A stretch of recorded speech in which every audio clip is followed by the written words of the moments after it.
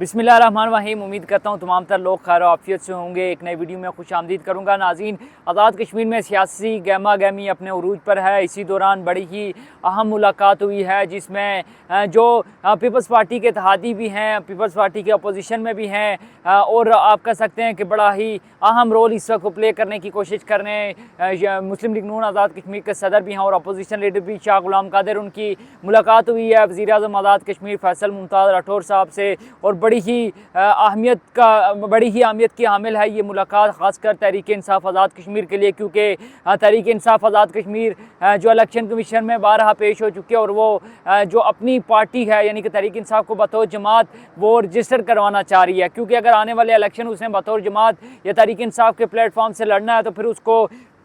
इंतखाबी निशान भी चाहिए होगा। लेकिन आज़ाद कश्मीर के अंदर तहरीक इंसाफ जो है वो उसका जो सियासी मुस्तकबिल है वो इस चीफ इलेक्शन कमिश्नर की जो तकर्री है उसके साथ जुड़ा हुआ है। गो के पाकिस्तान के अंदर जो हालात हैं उनमें और आज़ाद कश्मीर के हालात में काफ़ी ज़्यादा फ़र्क पाया जा रहा है। उनमें काफ़ी ज़्यादा आप कह सकते हैं कि काफ़ी डिफरेंस है, लेकिन फिर भी कुछ कहा नहीं जा सकता। यानी कि आज़ाद कश्मीर के अंदर भी ये मुमकिन है और ये कहा जा सकता है कि शायद जो आने वाले इलेक्शन हैं उनमें शायद अगर तहरीक इंसाफ को बतौर सियासी जमात रजिस्टर्ड नहीं किया जाता, उनको सिंबल फराम नहीं किया जाता, इंतखाबी निशान फराम नहीं किया जाता, तो फिर क्या तहरीक इंसाफ के जो बच्चे कुचे जो मेम्बरान हैं, जो उम्मीदवारान हैं, क्या वो फिर बतौर आज़ाद उम्मीदवार वो आज़ाद कश्मीर के अंदर इलेक्शन लड़ेंगे या फिर उनको जो है वो बतौर सियासी जमात तस्लीम किया जाएगा, उनकी जमात को रजिस्टर किया जाएगा। क्योंकि तमाम तर प्रोसेस जो है वो मुकम्मल हो चुका है तहरीक इंसाफ के एंड से और उनको सिर्फ इतना कहा जाता है जो इलेक्शन कमीशन है उनके तर्जुमान की जानिब से कि जैसे ही ये तकर्री होगी, जैसे ही चीफ इलेक्शन कमिश्नर जो है वो तैनात हो जाएंगे तो उसके बाद जो आपकी जमात है उसको रजिस्टर करवाने के लिए तमाम तर जो प्रोसीजर है, जो तमाम तर प्रोसेस है उसको शुरू कर दिया जाएगा। अब शाह गुलाम कादिर और जो वज़ीर आज़म आज़ाद कश्मीर हैं फैसल मुमताज़ राठौर साहब, उनके दरमियान जो मुलाकात हुई है उसमें मुख्तलिफ जो नाम हैं वो ज़ेरे गौर आए हैं। उनमें से जाहिर सी बात है वही नाम पिक एंड चूज़ किया जाएगा जो नून लीग के लिए और उसकी इत्तेहादी या जो इत्तेहादी है नून लीग पीपल्स पार्टी की उसके लिए सूटेबल होगा या उनके लिए ज़्यादा मौजू होगा। तो क्या फिर सवाल यहीं पे आ जाता है कि क्या जो तहरीक इंसाफ है आज़ाद कश्मीर के अंदर उसको फिर रजिस्टर्ड किया जाएगा, उनको इंतखाबी निशान दिया जाएगा या फिर तहरीक इंसाफ बतौर आज़ाद उम्मीदवारों के जो है वो मैदान में उतरेगी और आने वाला इलेक्शन लड़ेगी। और इस तमाम तर सिचुएशन के अंदर ये भी कहा जा रहा है कि हो सकता है जो आने वाले इलेक्शन है उसके अंदर अवामी एक्शन कमेटी जो है वो तहरीक इंसाफ को सपोर्ट करे या उनकी जो हमायती बनकर जो है वो सामने आई। इस हवाले से भी कुछ भी हतमी कहना फिल वक्त ज़ाहिर सी बात है जायज़ नहीं होगा। क्योंकि तहरीक इंसाफ जो है वो अगर बतौर जमात लड़ती है और अवामी एक्शन कमेटी खुद सियासी तौर पर जो है वो सियासी जमात के तौर पर मैदान में नहीं उतरती तो फिर वो किसी ना किसी को सपोर्ट लाजमी करेंगी। इस हवाले से जो अवामी एक्शन कमेटी के मेंबर हैं शौकत नवाज़ मीर, उन्होंने भी वाज़ेह तौर पर कहा था कि हम आज़ाद कश्मीर के अंदर जो आने वाले इलेक्शन हैं उनको इस तरह से नहीं छोड़ सकते हैं कि हम फ्री हैंड दे दें। हम अगर बतौर सियासी जमात इलेक्शन नहीं भी लड़ते तो हम अपना कोई ना कोई जो है वो किरदार इस इलेक्शन के अंदर रखेंगे। तो यानी कहीं ना कहीं ये कहा जा रहा है। देखें, आज़ाद कश्मीर के अंदर जो भी जमातें हैं, नून लीग है तो जो अवामी एक्शन कमेटी है उनके साथ कभी भी नहीं जाएगी, पीपल्स पार्टी है उनकी हमायत कभी भी नहीं करेगी, मुस्लिम कॉन्फ्रेंस है तो उसको वो मुजरम कॉन्फ्रेंस कह के पुकारते हैं। बाकी जो बच गई एक ही जमात जो तहरीक इंसाफ है, तो अगर तहरीक इंसाफ रजिस्टर्ड हो जाती है तो यकीनन इसके कभी इम्कानात होंगे कि तहरीक इंसाफ आज़ाद कश्मीर के अंदर बासानी अवामी एक्शन कमेटी को जो है वो उसकी सपोर्ट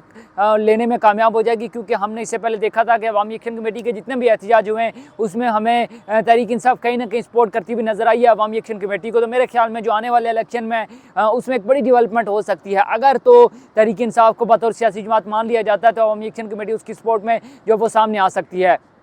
दूसरी एक अहम बात, क्योंकि पीपल्स पार्टी की हुकूमत आज़ाद कश्मीर के अंदर कायम हो चुकी है, फैसल मुमताज़ राठौर साहब इस टेन्योर के चौथे वज़ीर आज़म बन चुके हैं, लेकिन आज़ाद कश्मीर के जो मसाइल हैं वो जूँ के तू हैं। पॉइंट वीन के अंदर खासकर जो बिजली की लोड शेडिंग है उसका दौरानिया 16 से 18 घंटे तक पहुँच गया और अवाम जो है वो सरापा एहतजाज है वो ये कहते हुए नज़र आते हैं कि जो जब आप जलसा करते हैं ज़िला बाग के अंदर, गुज़िश्ता दिनों जो जलसा हुआ था उस हवाले से मैं आपके साथ बात कर रहा हूँ कि जब जलसा हुआ तो पूरे 24 घंटे जो है वो बिजली बंद नहीं की गई, लेकिन जैसे ही वो जलसा ख़त्म हुआ तमाम तर वो शो जो है वो ख़त्म हुआ तो उसके बाद आज़ाद कश्मीर के अंदर फिर से वो जो लोड शेडिंग है वो 16 से 18 घंटे का दौरानिया उसका कर दिया गया और फिर अवाम वही बेहाल हो गए। हालांकि बाग शहर को जो है वो बिग सिटी भी करार दिया गया था, लेकिन बिग सिटी में अगर लोग मजबूर हो जाएं कि वो लालटेन जलाएं या मोमबत्ती जलाकर गुजारा करें, तो फिर ऐसी बिग सिटी का या ऐसे फिर नाम नहाद जो वादे हैं या फिर नाम नहाद जो ऐलानात हैं उनका कोई फ़ायदा नहीं है। बहरहाल पॉइंट वीएन के अंदर और ख़ासकर ज़ीरा बाग और अवला खेड़ के अंदर जो बिजली की लोड शेडिंग है उसकी सूरत हाल काफ़ी गंभीर होती जा रही है। साथ ही साथ वहाँ पर इंटरनेट और मोबाइल सर्विस के हवाले से काफ़ी ज़्यादा इशूज़ हमें सामने आते हुए नज़र आ रहे हैं। इसी हवाले से अवामी एक्शन कमेटी के जो पूंछ के मेंबर हैं उमर नज़ीर कश्मीरी साहब ने वाज़ेह तौर पर कहा कि जो हमने आपको डेडलाइन दी है 14 दिसंबर की, अगर उस तक आपने ये लोड शेडिंग का जो मसला है इसको हल ना किया तो 16 दिसंबर से हम जो है वो ग्रिड स्टेशन की जानिब और जो वापडा के दफ्तर हैं उनकी जानिब जो है वो एहतजाज की कॉल देंगे और उसके बाद जो है फिर हम किसी की नहीं सुनेंगे। 14 दिसंबर की जो है वो डेडलाइन है। 16 दिसंबर को अवामी एक्शन कमेटी ने जो है वो अपना एहतजाज रिकॉर्ड करवाना और हो सकता है ये एहतजाज लॉन्ग मार्च में भी तब्दील हो जाए। तो अभी तक हमें वापडा या जो मुतल्लिका इदारे हैं वो संजीदा होते हुए तो नज़र नहीं आ रहे। अवामी एक्शन कमेटी के मेंबर शौकत नवाज़ मीर भी इस हवाले से वाज़ेह तौर पर कह चुके हैं कि तमाम तर लोग जो हैं यानी हुकूमत के हवाले से या ये जो इंतज़ामिया उस हवाले से आपके साथ बात कर रहा हूँ कि उन्हें कहा कि ये तमाम तर लोग झूठे हैं, इनकी किसी भी बात पर जो है इनके मकरो फ्रेब में हम आने वाले नहीं। और 16 दिसंबर का जो एहतजाज होगा उसमें पॉइंट वीएन की हमायत करते हुए बाकी दो डिवीजन के अंदर भी जो है वो हम एहतजाज की कॉल दे सकते हैं। तो ये जो सिचुएशन है मेरे ख्याल में ये फैसल मुमताज़ राठौर साहब की जो हुकूमत है उसके लिए पहला बड़ा चैलेंज होगा। अगर अवामी एक्शन कमेटी सड़कों पर आती है, एहतजाज और लॉन्ग मार्च की जो है वो कॉल देती है, तो